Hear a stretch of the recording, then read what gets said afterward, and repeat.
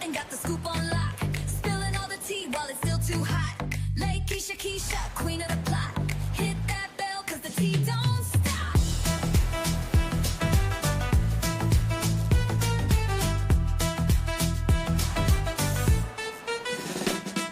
She don't miss nothing, got the scoop on lock.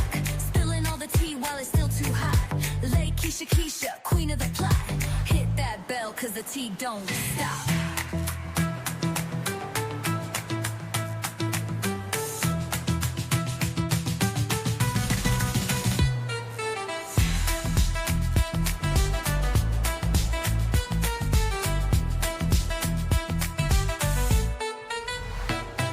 She don't miss nothing, got the scoop on lock. Spilling all the tea while it's still too hot. Lakeyshakeysha, queen of the plot. Hit that bell, cause the tea don't stop.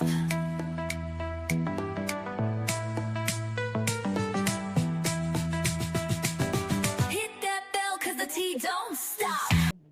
Hey guys, I hope everybody is having a good day here. It is so hot, like baby, it's hot. When I tell you it's hot, it is hot. So I wanted to jump on here because they've been asking me to do the Diddy trial. So I've been doing it. Remember, I said last week was my last, week at work. So I'm doing these, the Diddy trial in segments, and it's a long live. So if y'all don't, have anything to do, or if you are at your desk at work, go ahead and hit the live, which is going to start in the morning at about 9 a.m.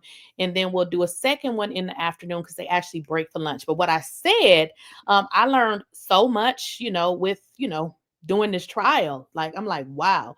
So what I said, I wanted to come on here and give y'all like a quick rundown of what happened.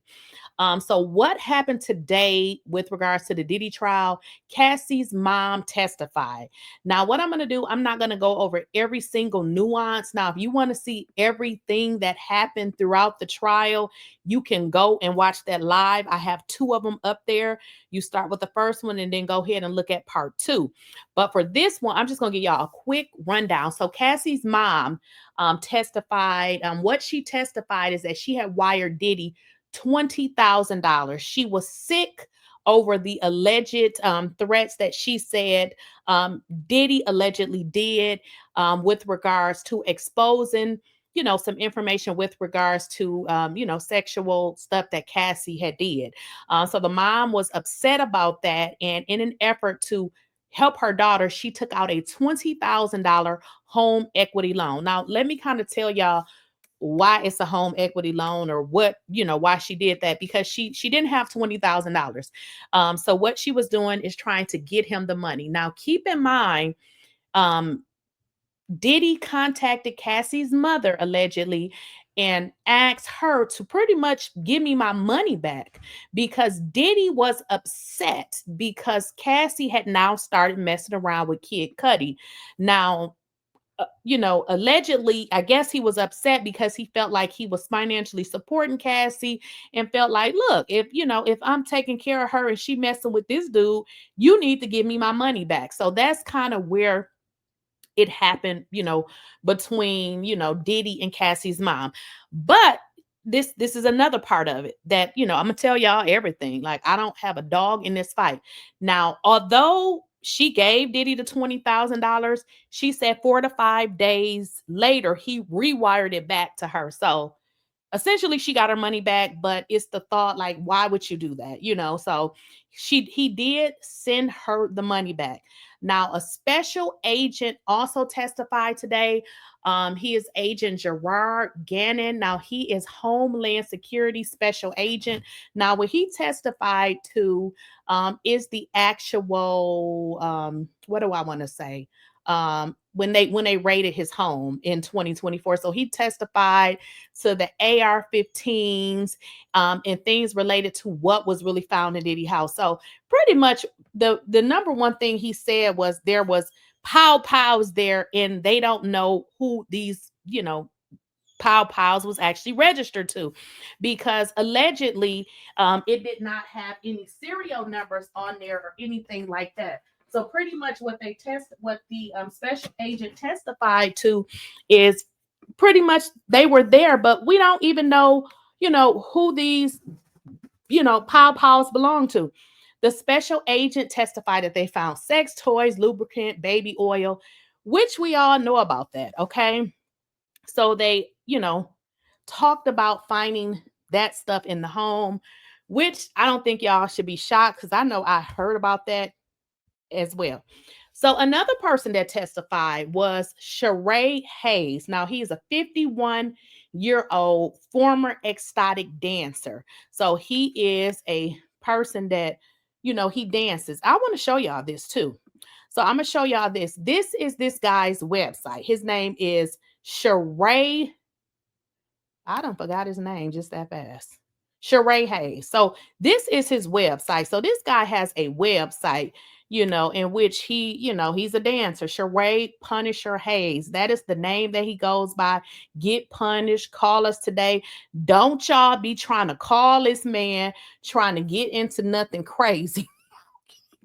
But that's his website. So Sheree Haynes is the guy's name. Now, this is one of the guys that was supposedly one of the more permanent people that actually was mixing with Diddy and Cassie. Now, we're going to get into what he said. Now, Haynes said he was hired to have sex with Cassie in New York every few months. So he didn't say that it happened all the time, but it was, pretty, not consistent, but maybe every few months. Sometimes he said it was multiple days. Now, what he said is that Combs would often give directions. He said, and Cassie seemed fine with everything that was going on. He said um, once Oh, he said one time he was visibly startled after Combs was kind of like throwing the money on the bed, to come to find out at the end, it was like, okay, that's your money. Now, after he had, sex with Cassie, Combs would then go to another room. Okay. And he said sometimes, Cassie would follow. He also said that when she returned in a bathrobe, Haynes said it gave him an indication that they were done. Now, he said Combs would direct them to have oral and penetrative sex, mostly interacting with Cassie. And this is what he told the jurors. He also said, well, he was asked whether he thought Cassie was enjoying it, y'all. And this is very important. He said he wasn't sure, but he said he did note that Cassie would often wince inside at Combs' direction. This appeared to be frustration with the frequency of directions. Now, this is, kind of important because later on, he gonna say something just a little bit different. So maybe he's meaning that, okay, Cassie was like, because he like, do this, do that. Maybe she was kind of frustrated with the instructions, but this is what the guy said. He also said he did not ever hear Cassie say no to any direction from Diddy. And that while he didn't do, use any illegal drugs or alcohol, he said he was offered, drugs from them. He said neither Combs nor Cassie ever appeared to be intoxicated. He also said that he did feel a little bit, out of place and kind of like discomforted. And he said it kind of affected his performance because, of the directions that he was receiving from Combs. Okay. He said that he did take Viagra and similar medication. He said it was a lot of pressure, and said, he had a problem maintaining erection. And then what I also learned, because I did further research, that this dude actually created a book about erectile dysfunction. So it looks like he had some problems performing, and at some point they just never called him back. Now, he described the hotel covered in sheets and baby oil bottles. Haynes said he was hired in 2012 by Cassie, who told the dancer at the time it was her birthday, using an alias name of Janet. He also said he was told over the phone that he would be performing a strip tease for a small group of friends at the Trump Tower. Now, this is what the guy said. Now, I'm just giving y'all a quick little rundown. He said Cassie greeted him at the hotel door in a bathrobe and a wig. He also said she invited him inside.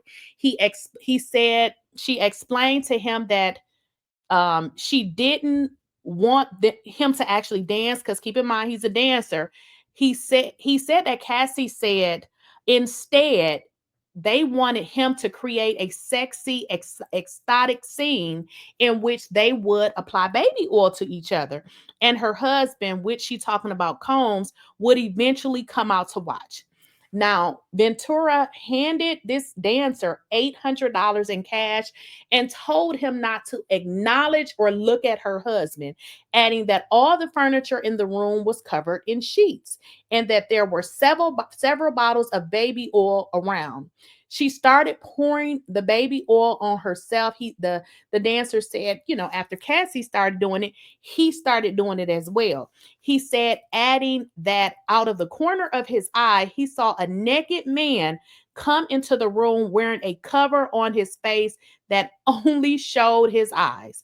Now, he said that the interaction lasted about 25 to 35 minutes. He also said before Cassie allegedly handed him about $1,200 in cash. He went on to say he was called out to, visit Cassie and Diddy doing, the similar thing a dozen times. Now, it was to create the similar scene, the ecstatic scene where they rubbing the baby oil on each other. He also explained that he didn't realize that the man was actually Combs until this happened, y'all.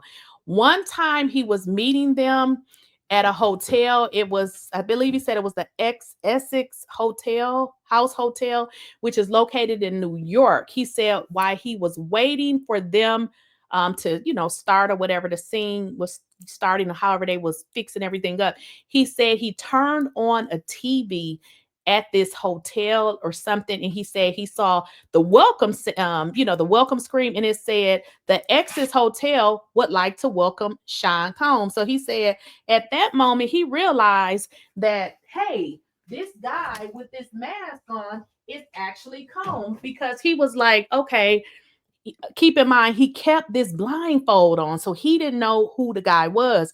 But then after he saw it on the screen, it kind of reminded him like, wait a minute. So he said after he saw that on the screen, he realized like, wait a minute, this is, these are the people who he had been entertaining. So he said although Combs had wore the little, he covering up himself, he kind of realized at that moment that that is who he was actually seeing. Now Diddy's lawyers basically did not cross-examine Cassie's mom, and I don't really see why they would, because I mean that was a smart move. They did not cross-examine Cassie's mom. But during cross-examinations, Combs' lead attorney, Mark Anifilo, said, good afternoon, Miss Ventura. Good afternoon. And Ventura replied then, good afternoon. And Nifilo told the star witness mom that I don't have any questions for you and thank you. So he didn't ask her any questions. Now, Cassie mom told the court that she actually tried to hit Diddy after he took Cassie's phone. Now, if y'all remember, there was an incident where he had took Cassie's phone. Cassie said that he had her passport and things like that. He took it, she had called her mom, but somehow Cassie mom saying she tried to hit this bro. Like, look. So in August 2016, Ventura went to Los Angeles for Cassie's birthday. Cassie was out with Sean and he stole her phone. Now, Cassie, she alleged this in court during the visit. Cassie mom testified that she got into a physical fight with music producer, Sean Combs. So she said, we had a bitter argument outside the apartment. This is what Cassie mom said. She testified that Combs security guard D-Rock, whose real name is Damian Butler, was also there, and he was kind of in between them.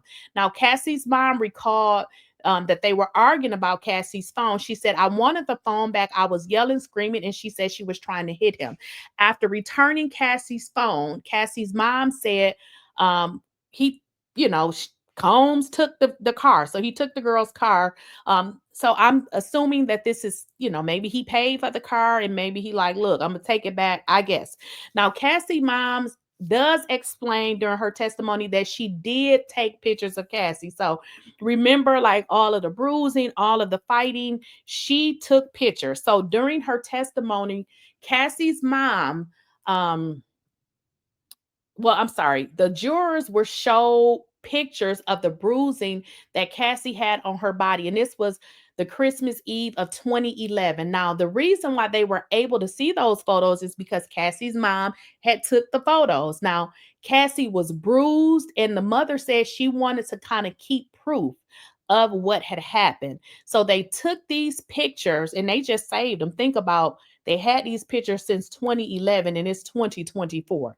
So when asked by prosecutors how her daughter got the bruises, Cassie's mom alleged that she was beaten by Sean Combs, and the photos were taken in Cassie's bedroom in her mom's Connecticut home. And it was the first time Cassie had told her mother about the violence in a relationship that she had with Sean.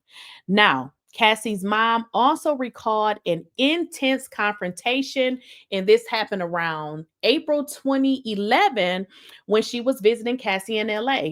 They were at Combs' house with a group of people, including Mia, a former Combs assistant, who is also a witness in this case. She goes on to say that Combs was upset that Mia was laughing, and Mia looked shaken and afraid while leaving the room. So this is what Cassie's mom say. Now, Cassie's mom get into, basically saying she wired him $20,000.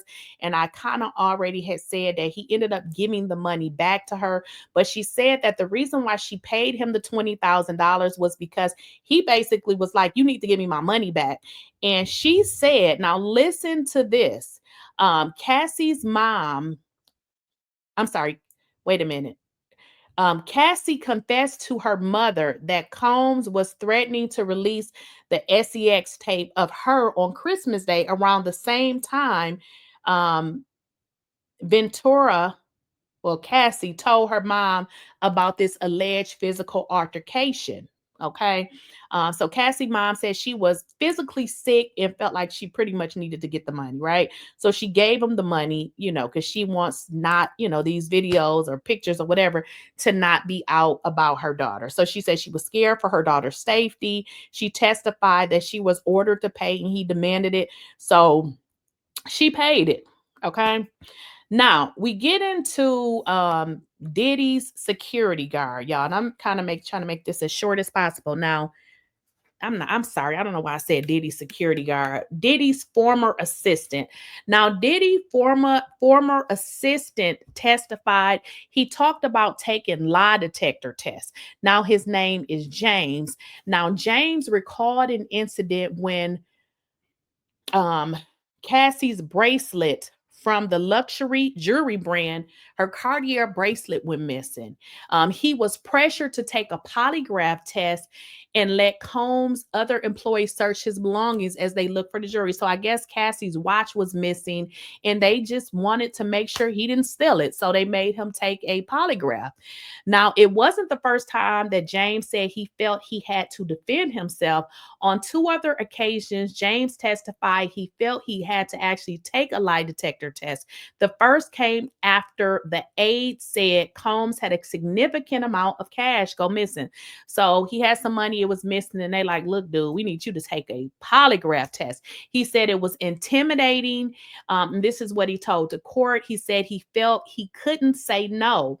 No, he said no if he wanted to keep his employment. Now, I guess, in that situation where stuff is coming up missing, if you don't want to take a polygraph test, did you steal it? So I don't know if that's really a bad thing, because imagine jewelry coming up missing, you trying to figure out who did it. So I don't know if that was so bad. Now, on another occasion, about 6 to 8 months later, one of Combs' watches went missing. So keep in mind, Cassie Cartier bracelet, money was missing, and now Combs' watch is missing. So listen to this, y'all. The lie detector test operator would later tell James, "You look very nervous," he testified. James said it was because, now get to this, y'all. So keep in mind, James is testifying for the prosecution, and James is actually a thief. But in this scenario, he's actually complaining that he's being forced to take a polygraph test. We'll get into this part right here. Okay. So he goes into saying that on another occasion, and this was about 6 to 8 months ago, one of Sean Combs' watches came up missing. So they were like, "You look nervous." So this is what he testified. So he was nervous, get this, y'all, because he had stolen alcohol and clothes from Combs' home without him knowing. Isn't that crazy? But you were complaining about taking a polygraph test. Bruh, they know that you are a thief. So this guy admitted that he had stole something. Like he had stole stuff from his home. Okay. So he talks about the incident with Suge Knight and Combs, in which they were going to get into this rah-rah situation. He felt like his life at some point was in danger. So in terms of thinking that, his life was in danger, he actually worked there for 2 years and just ended up ending his employment because he like, this is too much. Because keep in mind, the assistant, the guy that testified, James, he was actually in the mix when Diddy had 3 pow-pows and was looking for Suge Knight. So this dude, like, "I'm out of here. I don't have time for this. Y'all ain't paying me for this." So he talks about, and also, y'all, let's get into this. This guy was given immunity because he did some criminal stuff himself. So let me just lay the foundation for y'all. Because this is his employee, this is kind of their way of proving that this was a corrupt organization, because this guy testified that he picked up drugs. Okay, he testified that he picked up pills with other people's names on it. So he was really in the mix of committing crimes. That's what this guy did. And if I'm not mistaken, he admitted to being given immunity. He also admitted that, he was told by the prosecution to not say anything that would incriminate himself. So I'm just like, oh my gosh. So, like I said, I don't have a dog in this fight. I'm just going to give y'all what actually happened. So this dude picked up stuff like large coke. He picked up Percocets, ecstasy. There was a medicine bag, and he liked President Barack Obama shaped pills. What that is, why is Barack Obama name all in it? Okay. So that is, now get this. This dude was a thief. Keep in mind, he wants to know why he got to keep taking these polygraphs, but this dude has stole clothes. He stole liquor, but wait a minute, that's not all. He stole something else. So he also talked about Diddy kept footage of him. Now let's get into why Diddy kept footage of this man. Okay. Now, he recalled a New Year's Eve party when he was invited to celebrate at Combs' house. James said he took ecstasy out of his boss bag. You see what I'm saying? James is a thief. Okay, James done stole ecstasy. He done stole liquor. He done stole clothes. James, you wonder why they keep telling you to have a polygraph. James, you sticky fingers. So he said he took these things without permission and consumed it alongside his Ciroc and all these other alcohol brands that Combs heavily promoted. So he said pretty much that he was a thief. And I believe, let me just make sure that I'm not missing none, y'all. I think that's it. Let me just make sure. Wait a minute. Wait, I got a little bit more, because I'm just trying to give y'all a high level overview. So, okay. So another thing he said, now keep in mind, this guy was, he was stealing this stuff. So he said he was feeling pretty good. after he had taken the drugs, and the alcohol. He said he's normally pretty straight edge guy. He said, but he was dancing, he was vibing because he had all the stuff that he stole, right? The ecstasy, the pills. He said he was really enjoying himself, right? He was high. So a few days later, when Combs was reviewing the footage of the party with James there, he asked him, "Yo, Playboy, was that you dancing around the party?" So keep in mind. So Puffy got the footage, right? So he see this dude, he grooving and he vibing. And Puffy probably like, this dude is high, right? So he was like, "Is that you dancing and vibing around the party?" And the guy was like, "Yes." And then at that point, he said that he confirmed that he had taken the ecstasy, right?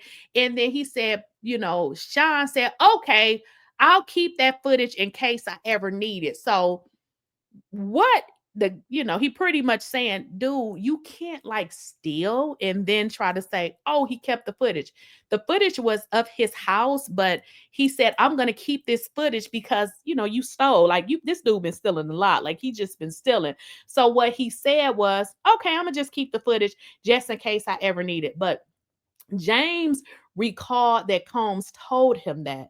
Now, when asked by prosecutors what he believed Combs meant by it, James said he assumed that Combs would release it one day if he ever wanted to embarrass him. But dude, you really stole that. Okay. Now he went on to detail, um, they call these things freak offs, wild king nights, whatever. He testified that he set up the hotel rooms with the baby oil and all of the stuff they need. He also testified that, at one point he had to bring an iPad to the hotel room. He stated when he knocked on the door, there was no answer. So he said he let himself in. He went on to testify that he saw Cassie laying on the bed with a comforter up to her neck, but she wasn't moving, which is crazy. And then he said, he was kind of concerned because she always slept on her side. He said it seemed unusual that she was on her back, which is really crazy because, I mean, what really happened? He also said there was a naked man with long hair and a very large PP. Okay. I don't know why he would be looking at that man, stuff like that. But he said the man kind of scurried away when he entered. He said he also testified he heard water running and that Combs was possibly in the shower. Now, I don't know why or what that even means.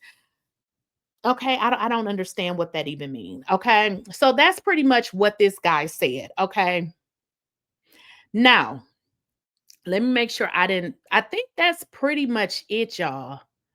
That's pretty much it for today. That is pretty much what happened. So I think what I'll do is I'll come on here and give y'all a 30-minute update of what happened. Now, if you don't want to watch the live because it's hours, then I'll just give you an update here. But that is pretty much what where it left off. Who left? I'm sorry, who they left on the stand was actually the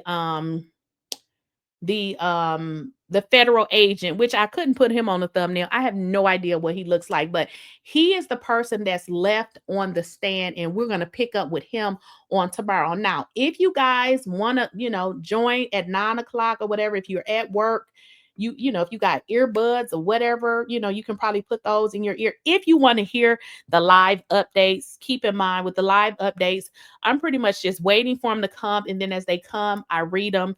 And I've also found another way to get the information, but it's still kind of like it can take like a minute or so. So we kind of like read through various different ones and we just wait for it to update. So it's up to y'all how y'all want to do it. Or maybe y'all just want to, watch this at the end of the night, but that's pretty much it. Let me know what y'all think. If, like I said, if y'all want to join in the morning or in my mid afternoon, because I'm doing it at 9. And then I think I pick back up at 12 or 1. I don't remember, but I'll see.